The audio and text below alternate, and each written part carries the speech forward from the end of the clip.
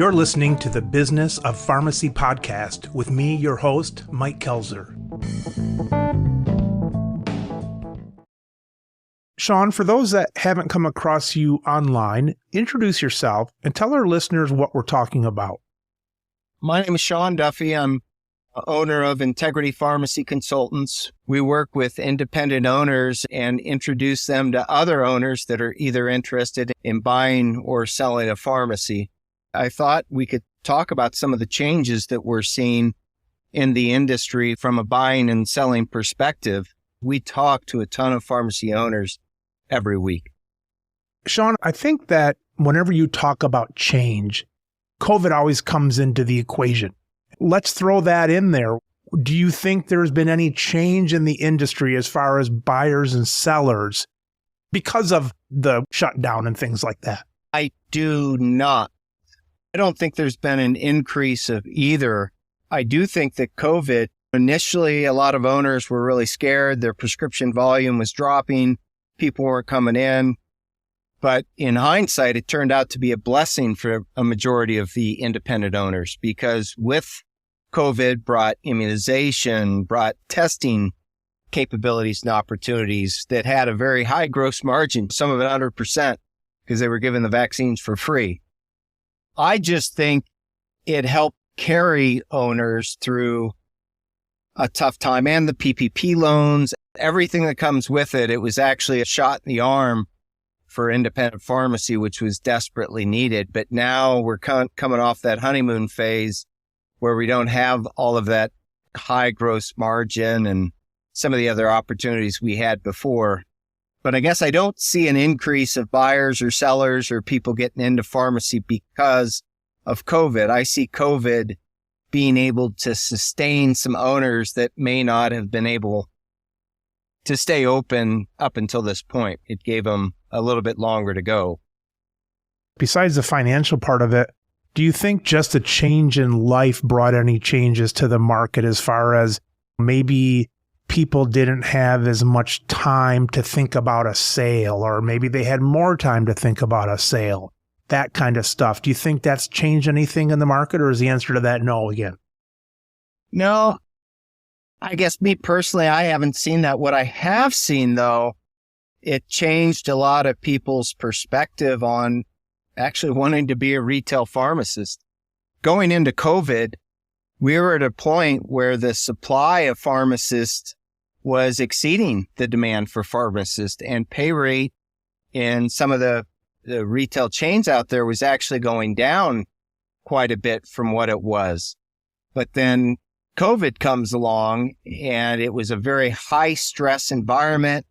Pharmacists having to go into work, talking to these sick people that had COVID, and it was just very stressful. And we saw and still see a lot of pharmacists that have left retail pharmacy. Where they've gone, I'm not really sure, but we've got a shortage of pharmacists, and there's some huge sign-on bonuses out there in some places just to get people to keep the pharmacies open. I lose track of sign-on bonuses because I'm not in the market for that, but that is kind of an indicator of where things are going. Yeah, I've seen a sign-on bonus for $100,000 for a 2-year commitment, which is crazy. What have you seen in general, Sean? How's business in the buy-sell world? Pharmacies are still changing hands. There's still new people opening pharmacies. We haven't seen a large net difference of the decrease of pharmacies. So if some are selling or closing or selling their files to a chain, we have others that are opening up pharmacies to fill that void.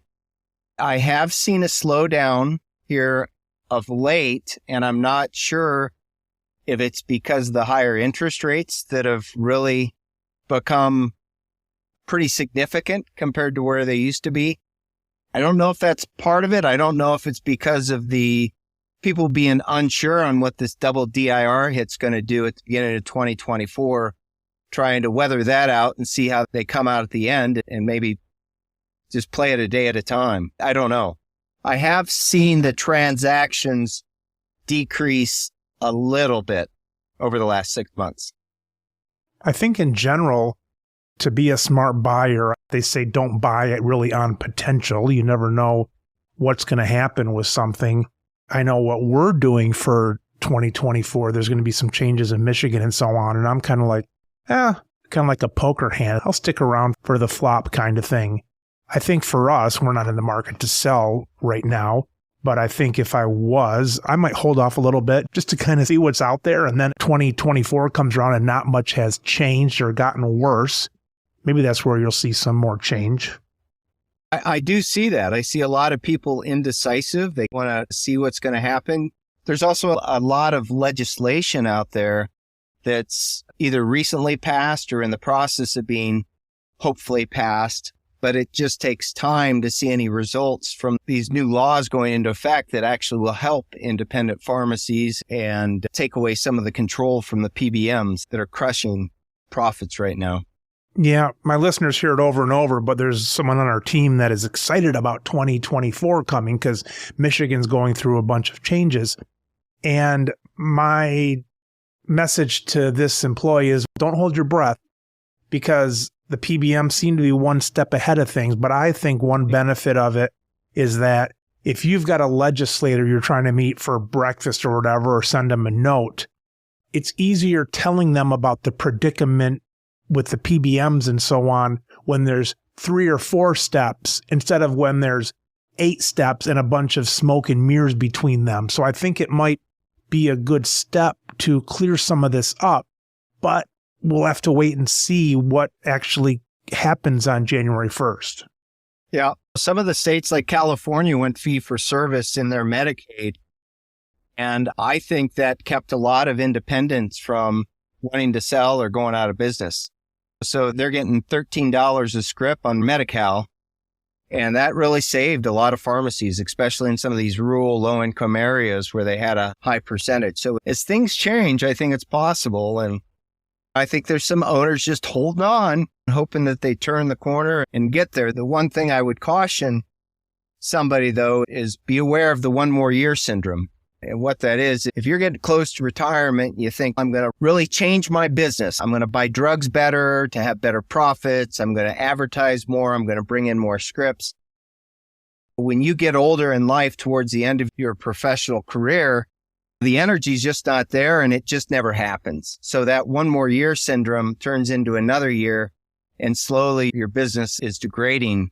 So be careful for that. In fairly decent, energetic health and still able to go after it, then I guess we'll see what happens. Sean, I know there's a big expanse of the average age of buying and the average age of selling. But if you could figure out that average, what would be the average age of buying versus the average age of selling? So I would say the average age of buying is probably, I would call it 40, because we have people in their 30s, 40s, and 50s, and we still have owners in their 60s looking to buy and a couple in their 70s that just don't ever want to leave pharmacy. But I would say the overall average for buying is 40, and I would say the average age for selling is probably, it's probably lower than you think. I would say 55 to 60 is the average age, because you've got some younger owners that are just either tired or they want to take advantage of getting a decent profit for their pharmacy now and not waiting to have the business go down. You've got some owners, they have a great opportunity, they decide to get out. If you could put a feeling of pharmacist on a graph, what emotion would show the biggest change over the last, let's say, 5 years? It might be depression or anxiety or anger or whatever. The one thing that comes to mind is frustration. When we go in and talk to owners, and that's how we meet owners, we typically will stop by the pharmacy and introduce ourselves. So during that conversation, by far, the biggest thing that comes up is the reimbursements. the PBMs, for the most part, that are to blame for everything. That's the biggest challenge. And that has grown exponentially over the last 5 years. Part of that is anger. Part of that is maybe depression a little bit because they're working so hard. They're not able to spend as much time with their family as they'd like. And they're just having to work harder to earn the same amount of money that they might have the year before. Frustration's by far the number one word or adjective I would use with pharmacist emotion right now. Here's one that I think really sucks is there's a lot of owners that, because of the low reimbursement, especially when it's disguised as a DIR fee, that if you had a business that was just going down, I don't know, if you're cutting lawns or something like that, and all of a sudden you only have 50% of your business, at least that frees up some hours to do something else, whether think of a new business or spend time with your family or whatever. Pharmacies, though, can think they're doing better with more prescriptions and doing better with more customers, and sometimes it's just quite the opposite. And that's frustrating, of course. Yeah, I walked into a pharmacy last week, and the owners have cut away 3 or 4 of the bigger plans in town because on average, they were losing money. They looked at it over a quarter, and their average reimbursement was negative for spending all the time, the supplies, labor. But because of that, now they're only filling 250 scripts a week. And even though they're probably at the same profitability they were with the lower volume and everything else, it's just, I don't know. It used to be that even if you looked at the plan, you said, we're going to keep it. It's really low on this plan over every prescription averaged out. But because of a certain reason, we're going to keep it because it might draw in the family or it might draw in a neighboring business, whatever. There was reasons where you were trying to play games in your head to justify it. But after getting burned so many times, you truly just look at it. And even if it is a big player, it's just not worth it. And it's difficult to find that balance, right? At what point in time do you just cut it off? And because when you lose patients coming in for scripts, depending on how big your front end is, you're going to lose front end business as well.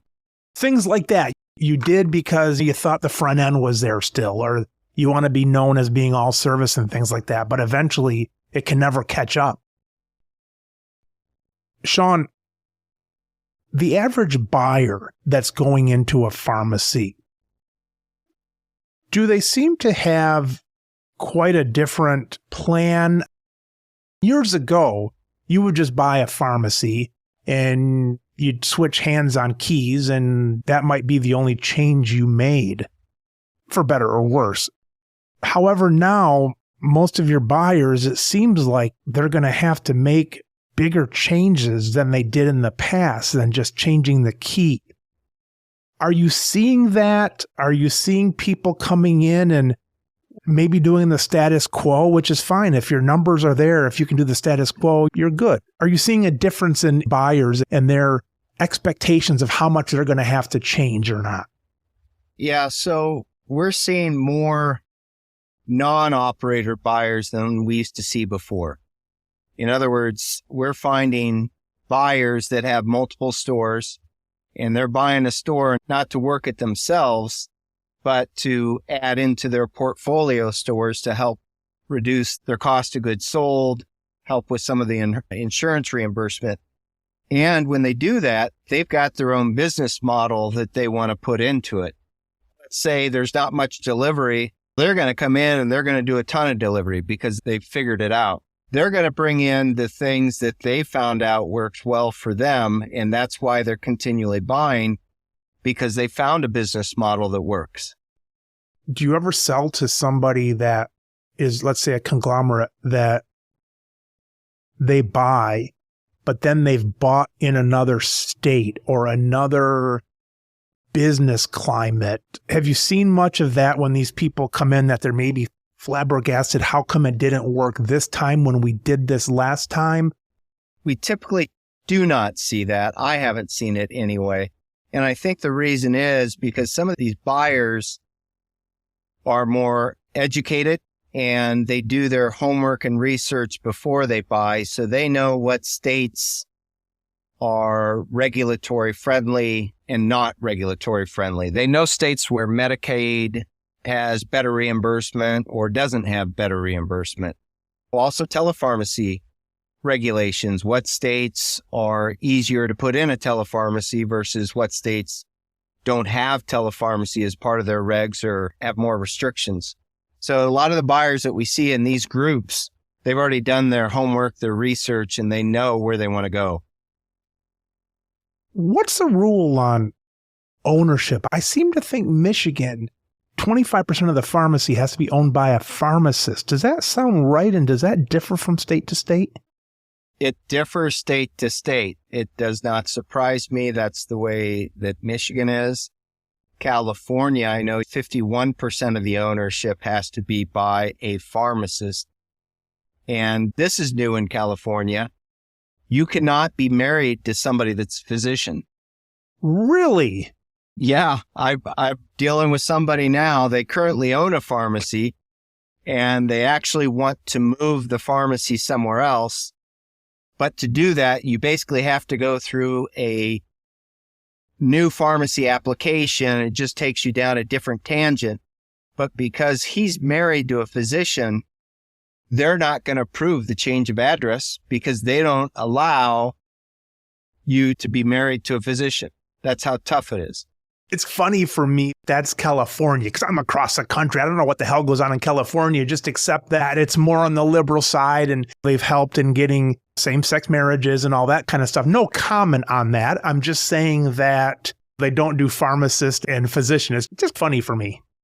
It's interesting with that law because I ain't no attorney, but I think that there's some laws about you don't have to turn your husband or your wife in. You don't have to testify against them and things like that. So I guess that would get pretty hairy maybe if you had a doctor and a physician married to each other. Yeah, I don't know. To me, it's over the top. I think it's the state of Texas. You could be a physician and own a pharmacy. I don't think they restrict it. So it's all over the board, all over the United States. I haven't found anything that's consistent among the states. It's all depends on what the state drew up as part of their regulations. You probably have some of these groups that might want to stay in state lines because of rules and because of licenses and things like that. Do you find that's a natural barrier for some people, or do they not care too much about that? No, they actually do. So we'll get a lot of referrals from buyers, from attorneys, and the attorneys they're typically pharmacy attorneys, pretty educated on the different regulations within state. And they'll give these buyers a suggestion of what states to go into. And there'll be a definite list of states not to go into just because it's tougher with the regulatory, especially when it comes to compounding, right? Some states are really hard. Some states are pushing for the USP 800. Some really aren't going to hold the pharmacies accountable for that. It all depends. How long have you been doing this now, Sean? 8.5 years. Has it been 9? It's either 8 or 9 years, somewhere in there, but a bit full time. How is your mental state? It seems that you deal with some people that this is a big happy thing. I guess most buyers are relatively happy or else they wouldn't be doing it. Some of the sellers maybe have had it. Does any of that run off of you? There's so much angst in the industry. Do you feel that, or are you removed enough to just say, I'm helping, I'm doing my best kind of thing? If in situations where we do sell to a chain, me personally, I don't like doing that. I don't like taking an independent out, but we've exhausted all of the means of trying to find an independent buyer, or there just wasn't enough cash flow or profitability to interest anybody. So you look at it as a positive that at least that option was there for these owners, because not every pharmacy is sellable. I'll tell you that right now. If you've got a lower volume pharmacy, especially in a rural area that somebody may not want to move to, and there's not enough money, and the state has an approved telepharmacy, it could be a real beast to try and find a buyer for that. And I'm going to go to Georgia. I had a pharmacy in Georgia that had been in the same location for 60 years. One of the doctors moved out of town just because the town really wasn't growing. Well, so they were only doing maybe 600 scripts a week. He was pretty close to cash flow neutral, but we couldn't find anybody to buy his pharmacy. And there wasn't another pharmacy within 15 miles, 20 miles of him. So it was either shut the pharmacy down or just continue to operate at a net neutral. And he didn't want to be there anymore. Whereas if the state had approved telepharmacy, this would be an ideal situation to keep medications going to the community to where they didn't have to travel 15, 20 miles to get to another pharmacy. So in a situation like that, and people say, well, you can sell your files. How valuable is that file when it seems that a chain might be savvy enough to have their eyes on that, knowing that maybe they don't have an easy out and then can go lower on things? Or do some not even want to buy that? They figure they're just going to get the files anyways. It's unfortunately been the latter recently. So the chains have really been tightening up on what opportunities they look at. And they try and stay away from low volume opportunities for a couple of reasons. First of all, it really doesn't make a huge improvement to the store if it's a low volume store. And then they factor into the amount of work they have to go through with operations, with acquisitions, with inventories, with finance. It's just not worth it to them. And if they do, they'll really lowball it because they say, listen, the only way it works for us is to pay you this amount of money because we've got a lot of other expenses into this. The data conversion, they got to figure that, go into 2-point InfoWorks or whatever it is. And right now, some of the chains are just not aggressive at all buying. It's just the new direction from their leadership. They want to spend their monies other ways. What's the rule of thumb? I know it's complicated and you're writing a whole damn book on this, but what's the rule of thumb? How bad does a pharmacy have to be that they're not really on the market? Maybe they can sell assets, but there's no value in the money-making process of it. As far as script count, I would say once you're at 300 scripts a week, then it gets challenging for the chains. And from an independent buyer perspective, I doubt you're doing any positive cash flow. I doubt there's a way to, pay a pharmacist full salary and rent and everything else, just fill in less than 300 a week. So from an independent buyer perspective too, that's really tough. Somebody might be buying a job, but that might be about it. Yeah. Now there are some positives to that. Somebody asked me a couple weeks ago, what do you suggest? Do you think it's better starting your own pharmacy, or do you think it's better buying one that's already up but doesn't do a lot of volume? It always depends, right? It depends on the situation. But if there was opportunity in that area, I think it's far better to start off with somebody else's pharmacy because you don't have to pay for a remodel or putting in fixtures, computers, equipment, and you already have a base of patients to start from. You don't have to start from scratch, and you start on day one. If you're building out your entire pharmacy, it's going to take you a minimum of 6 months to build out a pharmacy, get licensed, get third-party contracts in place before you can even start operating. So you're out money to begin with, and you can't even start to try and collect on that for a minimum of 6 months. And how do you find out if there's an opportunity in the area? Well, talk to your wholesaler rep. Who are you going to use?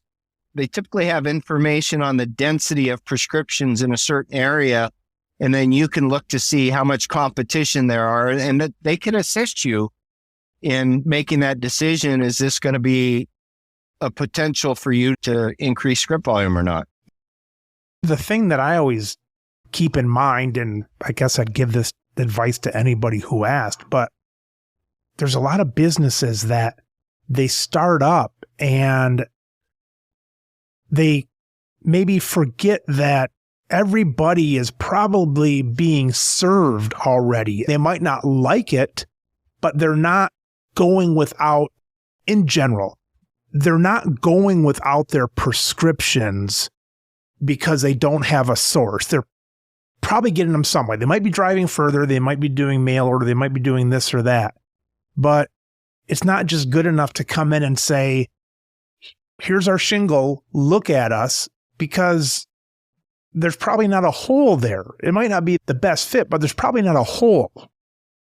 Yeah, but again, it depends on the amount of options a patient has in that area. Maybe there's only 2 other pharmacies and they're super busy and they can't provide customer service. Some of these patients are probably dying to leave. And actually, I'm just a few miles away from the location that I was going to open a pharmacy, and worked with a pharmacy manager I was going to hire and gave him the plans. And he opened an independent next to 2 busy chains where there wasn't anybody else. And he's close to 3,000 a week in just a few years. So he's killing it. A couple of friends of mine, they were both working at this one pharmacy in town. They didn't really like how the owner sold it. He had every right to do it, but maybe sold it beneath them or didn't even offer it or something like that. So these guys moved next door in a building, and within a day or two, they've got these 3 by 5 foot portraits of both of them, and they plaster them right on the window with an arrow, like, we're in here. Sean, there's one business that I think I would hate. That would be the restaurant business, because I hate, for example, expired medicine. I get a year to sell something and they get an hour or a day. As you're driving around, what business do you say, that'd be kind of a cool business, like a cool market to be in? And also then, which one do you drive around and say, thank God I'm not part of that industry. That sounds like a terrible way to spend my day. So I'm going to preface this. I don't do drugs, never have, never will, but going by dispensaries, I'd wished I'd got into that, because where I go, there are lines out the doors in a lot of these places. It's a cash business for the most part. And it's just, from a business perspective, it would be, in my opinion, very lucrative to be in that. As far as businesses that I would stay out of, that I see, I'm trying to think. I think these little trinket shops, the ones that don't have a strong business plan. My friend owns a tool and die shop with hundreds of thousands of dollars of machines and things like that. And you think of the pharmacy with all the overhead and the computers and all that kind of stuff, inventory. And he says, I never feel sorry, though, for these shops that go in these cute town shopping districts, because what did they do? They went in there, they bought some clothes racks, they have a pad register thing, and they maybe threw up a hand-painted sign. But I kind of look at those and I wonder that too. Do they have a plan, or was it a hobby that one of the spouses was itching to do, and the other spouse, just to get them to shut up, said, go and open up your damn business if you want to? You wonder if that's why they opened it up. I do anyway. There was an article today in Daily Mail or something like that, and it was talking about how the marijuana market is, they didn't use the word tanking, but they said going down. And I look at Michigan, there's some towns here, because it's legal now, state legal. There's some streets now I go down. It must be a countywide thing, because there'll be like 10 of these shops, all different brands, all the way down, like 10 of them, like you used to see with gas stations being 4 on a corner, or even pharmacies back in the day. And you just wonder how they're going to make it. Yeah, I guess I don't see them that consolidated in my travels. but maybe they're getting that consolidated because there's so much money in it. I don't know. I don't know anybody who owns one. Sean, we got to get into that book of yours. First of all, give us a why for that. Is it marketing so they can say, here's the author? Or is it something you always wanted to do? Is it for us thick-skulled pharmacists that aren't learning enough how to operate this buy-sell thing? I think the number one thing is education, just educating pharmacy owners. So when they are getting close to retirement or making the decision to sell, they're better informed on what things they should consider and how they go about the process. Part of it's marketing, obviously the services that we have helping owners through this process. But it really identifies the different steps you have to go through, how you go through those, the time frame you need to go through.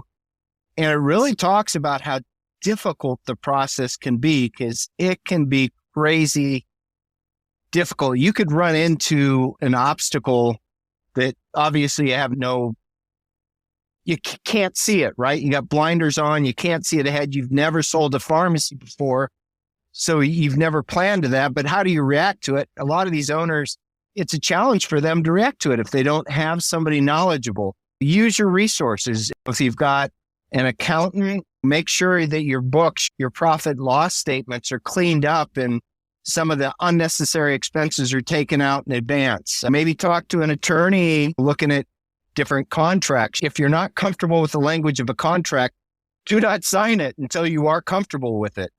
There's other professionals out there that you can talk to assist. Just get some help, because the majority of owners, when you sell a pharmacy, it's the only time you'll ever sell a pharmacy. So why would you gamble everything that you've done over the last 10, 20, 30, 40, 50 years of pharmacy and just think that you're going to be able to sell it and optimize your purchase price and it's not going to be stressful because you're going to figure it out? It's a challenge. There's a reason that we're out there and helping owners, because it's a difficult process.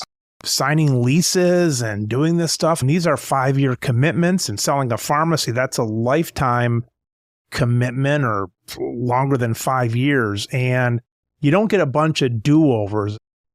No, I mean, you may learn through the process, right? Like you do anything in life, you learn from your mistakes, but you don't want to make that mistake and think, oh, I should have done that, when that was your only chance. Out of the percent of pharmacies that sell, what percent do you think this is people on their own versus using outside services? It's a tricky question because maybe everybody uses their accountant or an attorney or things like that. But let's say services of a consultant, what percent do you think in the market do that or not?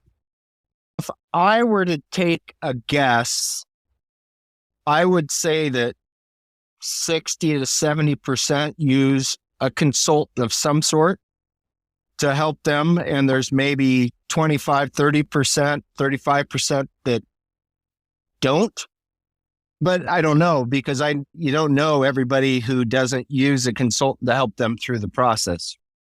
After years and years, this was with an account. You finally went to a more of a pharmacy-focused accounting service, because I was trying to teach our account about pharmacy accounting, and that's like quantum theory. It's like you get things that aren't supposed to be like that, and they can't hardly believe that it's happening until you show them. And it's nice now, instead of me explaining to somebody, it's nice to have an accountant with whatever number of pharmacies where they can tell me what the average pharmacist is doing and so on. And I imagine there's some people that might get an attorney or something like that, but unless you see it all the time, it would be almost impossible to pick up on all the nuances of it. And even step back a step, you've got to first find the buyers too, to be able to sell. And when you own a pharmacy, you don't want everybody to know your pharmacy is for sale, because if you do, you may start losing your doctors, you might start losing your patients. Worst of all, you might start losing your employees.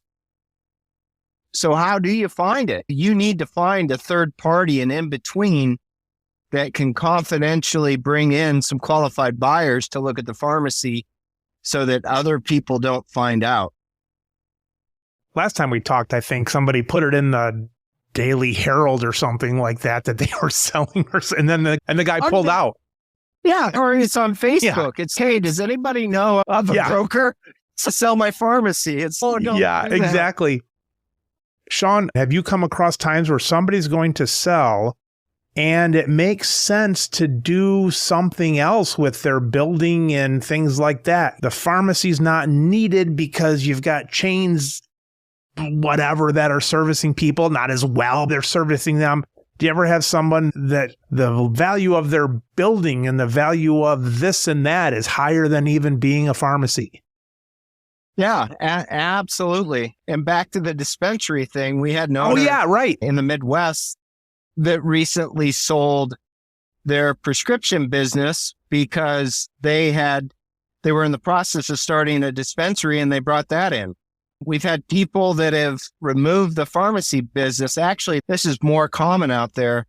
You get rid of the pharmacy business and you focus on your DME business because you got margins of 40, 50% in that. As long as you've got enough volume to pay for the rent and the employees, it makes sense. And even maybe splitting off part of the pharmacy. If you've got a hybrid, like a retail and compounding pharmacy, sell the retail and just focus on compounding. That's a really big trend right now that owners are getting out of the retail and either converting to LTC where you get better margins, no DIR fees, or compounding. We see a lot of that right now. And compounding is obviously, especially the cash compounds, there can be some great money made in there. And there's a lot of capital investment companies, private equity, that are looking to buy that up. We've got a lot of contacts where they're saying, find us these pharmacies, we want to buy it. I'm dumbing this down for myself. Is there ever a time when you see a pharmacy being split where it physically is split, like they build some walls to make the pharmacy just the pharmacy, and then they leave this open and sell it to someone and so on? Have you ever seen someone with 5,000 square feet and then they sold something and now you've got 1,500 and 3,500, something like that? We'll see that in higher rent areas. There's a pharmacy in Southern California. Their rent's like $20,000. So they made a deal with their landlord to come in and put a wall in the middle that's basically going to cut their rent, not quite in half, but it's going to cut it down to where it's more manageable. And then the landlord's just going to rent to somebody else. We see a lot of people that go and get a different pharmacy license for LTC. So they've got one for retail, one for LTC. And then they get better reimbursements by having a space dedicated to the LTC type of prescription. I forget who it was. It wasn't a guest. It was somebody who was actually in my pharmacy. And I asked them what they would do in my situation because I own our building and it's kind of a cool building. It's like a peninsula. We have windows on 3 sides of our building because we have 3 streets that are around our pharmacy. Let's say I've got, 5 years left there. They say, why don't you sell the building and get that out of it and then have a lease with this person that owns it? And I'm like, the last thing I want to do is deal with another layer when it's my own place. There's enough negative things that come with a business not wanting to bring another layer into that. It just didn't seem worth it to me unless there's some great reason to do it. There might be. There's some real estate companies out there that it'll bring a premium to a piece of property if there's a steady stream of rent coming into it. And real estate investors love pharmacies because they're so durable, they're longer acting. So it's possible that you could get more for your building, selling it and renting back from them.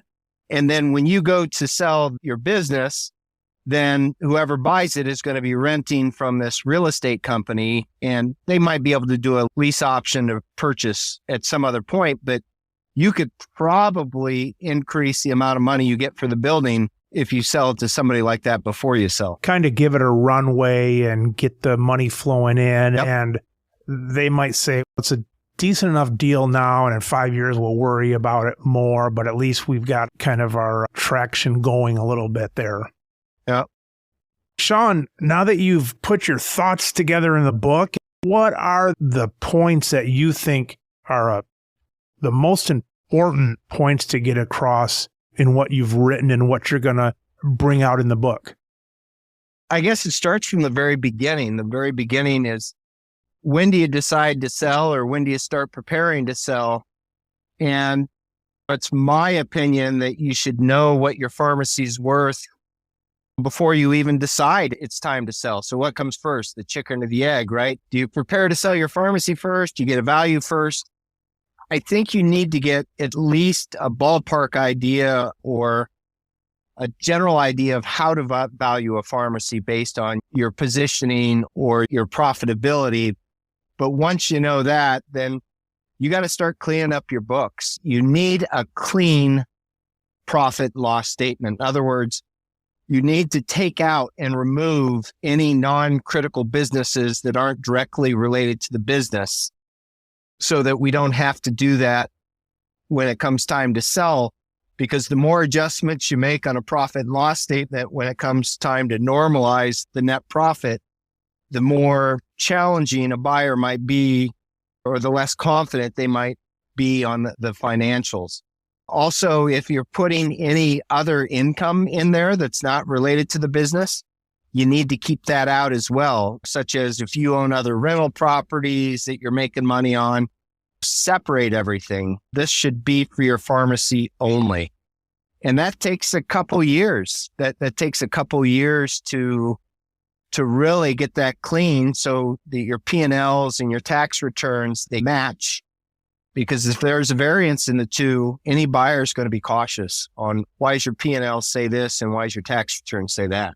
So just make sure you're cleaning up your financials in advance to make the buyer more confident in the business that they're buying. When you say 2 years, it probably doesn't physically take that much time. But one of the things that comes to my mind is when you're buying or when you're selling, maybe someone's going to ask to go back a year or two just to make sure you haven't made a bunch of changes in the last month to make it look good. Is that one of the reasons? It takes time to have those adjustments show up in your P&L. So if, for instance, at the end of 2023, you got to start working in January, February for the end of 2023. The other reason is the banks that are financing these buyers are typically going to want 3 years of financials. They're going to want 3 years of P&Ls, your payroll summaries. The other things you got to look at is store conditions. It takes time to clean up your store. You want to put your best foot forward. So you want somebody to walk into your pharmacy and be impressed and not see cobs up on the fascia of the roof, or dirt or broken windows or lights burn out, whatever it is. You need time to clean that up. But most importantly, from a financial perspective, to get the best that you can on the value when you sell it, you need to look at the expenses and try to reduce those in advance. Your cost of goods sold is your biggest thing you're purchasing. Are you at the national average of what the gross margin percentage is? Are you below that? If so, you may want to look for a new wholesaler or find out why you're lower. Obviously, if you're specialty, it's going to be lower. But if you're traditional retail, you want to find out why you're lower than the national average. Labor and inventory are your next biggest expenses. Are you staffing too many people? Has your business dropped? Have you not cut the labor?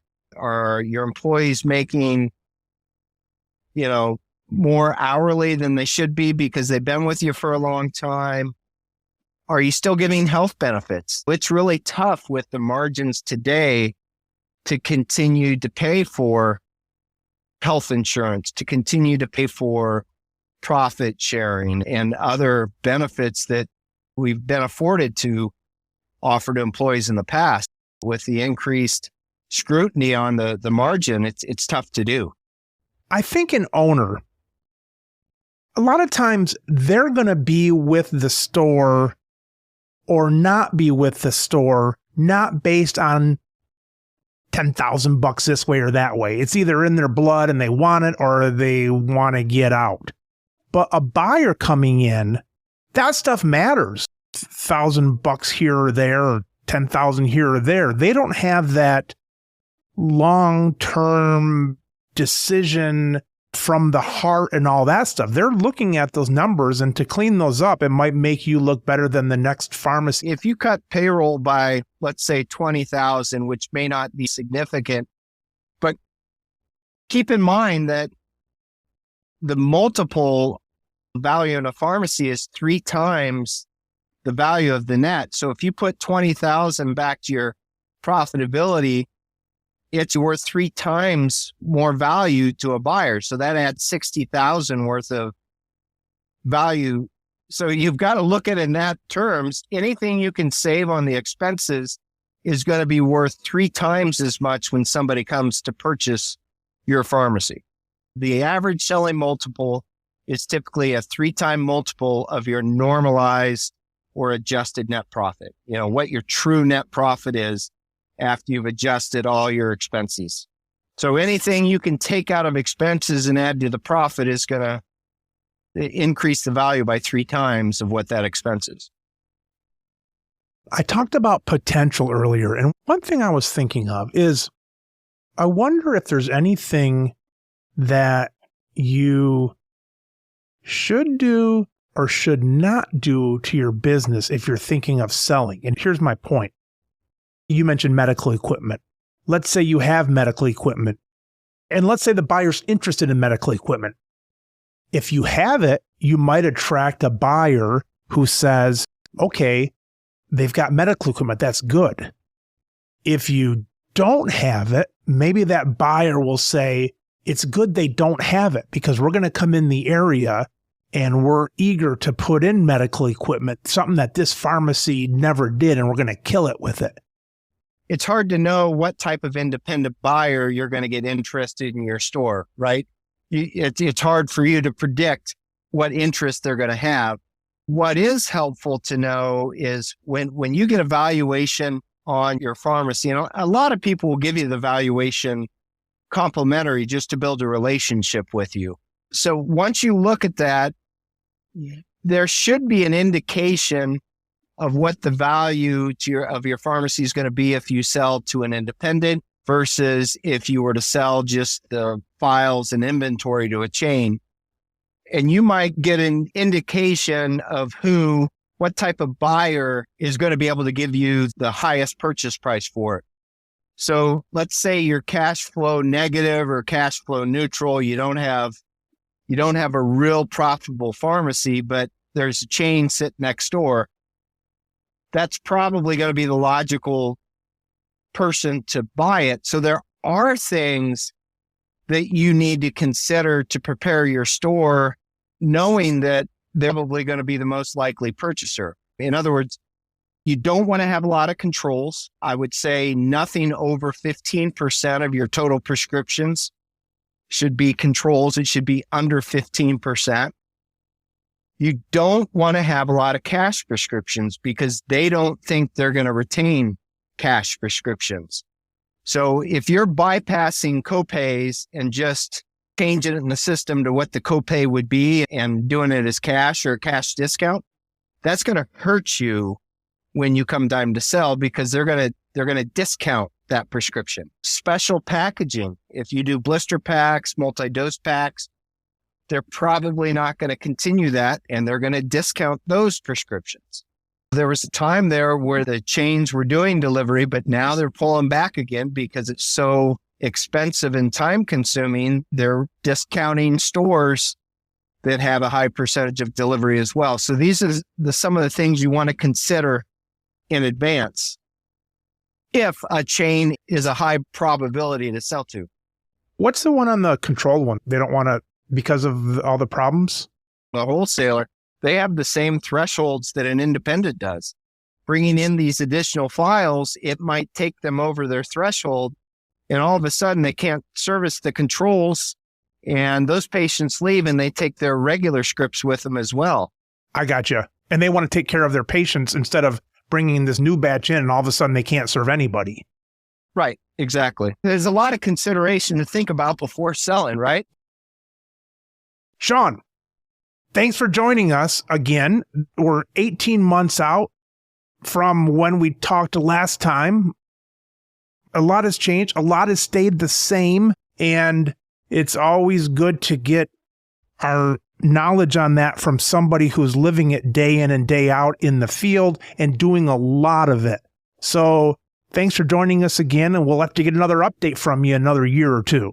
Yeah. Thank you for having me on. It's crazy that it went this quickly. A lot to talk about. We're both very passionate about what we do. So I guess it's easy to just talk and talk, but I appreciate you having me on the show and love having discussions with you. All right, Sean, we'll keep in touch. We'll put some links into the show notes, and I look forward to talking again soon.